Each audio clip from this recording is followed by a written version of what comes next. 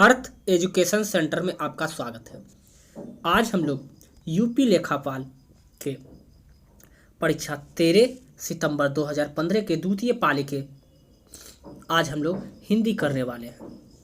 तो यदि इस चैनल पर आप लोग नए हैं तो चैनल को सब्सक्राइब करके बेल आइकन को दबाना ना भूलें। तो चलिए हम लोग वीडियो को शुरू करते हैं। फिल इन द ब्लैंक्स है। वह अगले साल आएगा। इस वाक्य में कौन सा कारक है? वह अगले साल आएगा, इस वाक्य में कौन सा कारक है? तो वह अगले साल आएगा इस वाक्य में अधिकरण कारक है। तो कर्ता का जो 8वां रूप होता है वो आप लोग अच्छे से याद कर लीजिएगा, पढ़ लीजिएगा, समझ लीजिएगा। वह अगले साल आएगा में अधिकरण कारक है, क्योंकि साल आएगा अर्थात अगले साल में आएगा में विभक्ति चिन्ह अधिकरण कारक का है।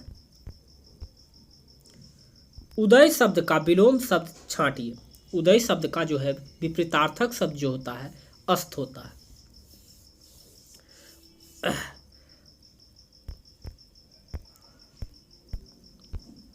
लाल, हरा और बलिष्ठ का निर्मल और भाषित का आभासित होता है। निम्नलिखित में से किस वाक्य में भविष्य काल है? भविष्य काल है मैं आपकी प्रतीक्षा करूंगा, यानी भविष्य में प्रतीक्षा करूंगा, अभी नहीं। मैं एक पेड़ काट लिया मतलब अभी काट लिया, यानी भूतकाल का ये हो गया। मैं पुस्तक पढ़ने वाला था, अभी पढ़ा नहीं है। मैं आपका आभारी हूं, मैं आपका आभारी हूं, ये वर्तमान हो गया। मैं पुस्तक पढ़ने वाला था यानी पहले पढ़ने वाला था लेकिन अभी नहीं। और इसमें भविष्य काल जो कि वर्तमान में होगा, भविष्य में मैं आपकी प्रतीक्षा करूंगा। इसका प्रश्न का आंसर ए हो जाएगा। प्रश्न 4 और प्रश्न 5 लोकोक्तियां हैं अर्थात मुहावरे हैं। ऊंट के मुंह में जीरा, ये आपको सभी को पता है। बहुत अधिक खाने वाले को बहुत कम देना, मतलब जो बहुत अधिक खाता है उसको बहुत ही कम देना। इस मुहावरे का अर्थ है ऊंट के मुंह में जीरा।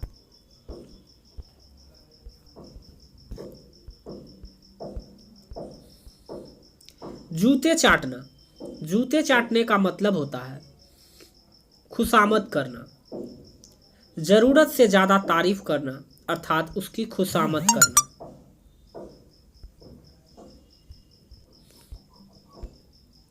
और प्रश्न नंबर 6 और 7 की बात की जाए तो रिक्त स्थानों की पूर्ति करना है। माता जी को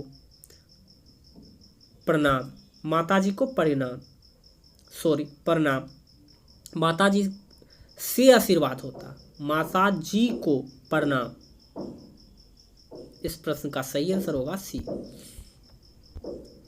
ऐसे व्यक्ति जिसके आने का दिन और समय पहले से निश्चित नहीं होता है उसे क्या कहा जाता है? अतिथि। स्वच्छ शब्द का पर्यायवाची शब्द बताइए।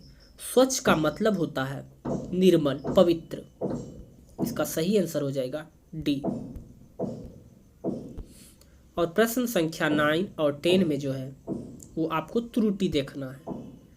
मुझे कल 2 किलो लीची खरीदने हैं। तो इस प्रश्न में देखा जाए मुझे कल 2 किलो लीची खरीदना है, ना कि खरीदने हैं।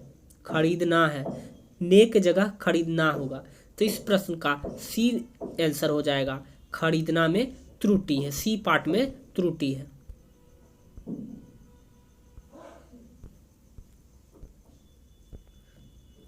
अपने अपनी किताबें बस्ते में डाल लो। तो इस प्रश्न में देखा जाए अपने किताब बस्ते में डाल लो, तो इस प्रश्न का सही आंसर हो जाएगा ए। किताब में ए भाग में त्रुटि है। प्रश्न संख्या 11 और 12 में अनेकार्थी शब्द के दिए गए एक अर्थ के साथ ही लिखा है, दूसरा अर्थ बताना है। प्रमथ स्वेच्छाचारी, दूसरा होगा उन्मत्त। प्रमथ स्वेच्छाचारी का अनेकार्थी उन्मत्त भी होता है। कनक धतूरा, कनक का मतलब होता है सोना, कनक का मतलब होता है आशय सोना होता है, कनक का मतलब आशय सोना होता है। रीत अनुसार शब्द का संधि विच्छेद क्या होगा? रीत अनुसार, तो इसका होगा रीति जोड़ अनुसार, रीति जोड़ अनुसार, रीत अनुसार।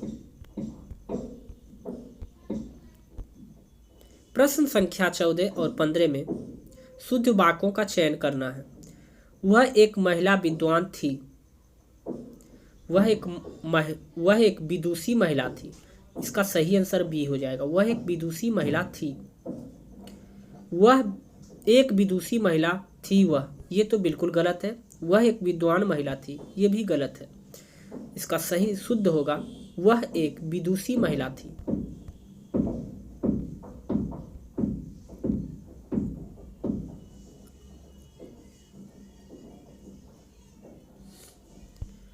वह प्रमाण सहित अपनी बात बताएगा। वह सब प्रमाण के साथ अपनी बात बताएगा।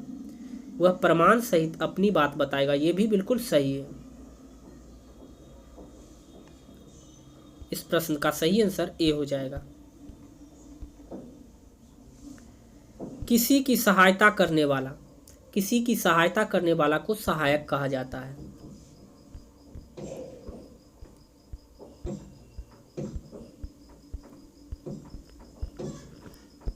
भला चाहने वाला, भला चाहने वाला हितैषी होता है। इस प्रश्न का सही आंसर सी होगा। दो पंक्ति दिया हुआ है। आँखिया हरी दर्शन की भूखी, कैसे रहे रूप रस रांची, ए बतियां सुनी राखी रूखी। उपयुक्त पंक्ति में कौन सा रस है? तो इस पंक्ति में वियोग श्रृंगार रस छुपा हुआ है। विद्वान शब्द का स्त्रीलिंग क्या होगा? विद्वान शब्द का स्त्रीलिंग जो होता है विदुषी होता है। अभी जस्ट हम लोग ऊपर ही किए हैं। निम्नलिखित शब्दों में से तद्भव शब्द का चयन कीजिए। तद्भव शब्द है, अर्थात तद्भव वही होता है जो हिंदी शब्द हो, तो प्यास हो जाएगा। जबकि प्रांगण, आश्रम, उद्योग ये सब तत्सम शब्द है, और यहाँ तद्भव शब्द चुनने के लिए दिया गया है, तो प्यास हो जाएगा। काली घंटा का घमंड घटा, काली घटा का घमंड घटा। उपयुक्त पंक्तियों में कौन सा अलंकार है? तो इसका यमक अलंकार हो जाएगा। चाकू शब्द का बहुवचन क्या होगा? तो चाकू शब्द का बहुवचन होता है चाकू। चाकू का चाकू ही होता है। त्रिवेणी शब्द में कौन सा समास है? त्रिवेणी अर्थात द्विगु होगा। संख्यावाचक शब्द है त्रिवेणी। निम्नलिखित विकल्पों में से तत्सम शब्द का चयन कीजिए। तत्सम अभी जस्ट हम लोग बताएं, तत्सम हो जाएगा यहाँ निकृष्ट, तीखा, अटारी, गहरा। ये सब हिंदी शब्द है। हिंदी शब्द जो होता है वो तद्भव होता है, और संस्कृत शब्द जो होता है वो तत्सम शब्द होता है। बिल्कुल ही इजी है ये। निम्नलिखित वाक्यों में मोटे छपे शब्द की शुद्ध वर्तनी कौन सी है? तो अत्यधिक, अत्यधिक यही बिल्कुल सही है। हर्षिकार ही होता है। अत्यधिक में हर्षिकार ही होता है, और त यह संयुक्त होता है। तो इस प्रश्न का सही आंसर ए हो जाएगा। इस तरह से हमारा हिंदी सेक्शन का भाग समाप्त हो गया। आगे इसका हम लोग ग्रामीण विकास का वीडियो हम लोग जल्द इस चैनल के माध्यम से लेकर आएंगे, और हिंदी में टॉपिक वाइज इस चैनल के माध्यम से कवर कराया जाएगा। तो आप लोग चैनल को सब्सक्राइब कर लीजिए और बेल आइकन दबाना ना भूलें, ताकि जब भी कोई न्यू वीडियो अपलोड हो उसका नोटिफिकेशन पहुंचे सबसे पहले आपको। मिलते हैं हम लोग नेक्स्ट वीडियो में।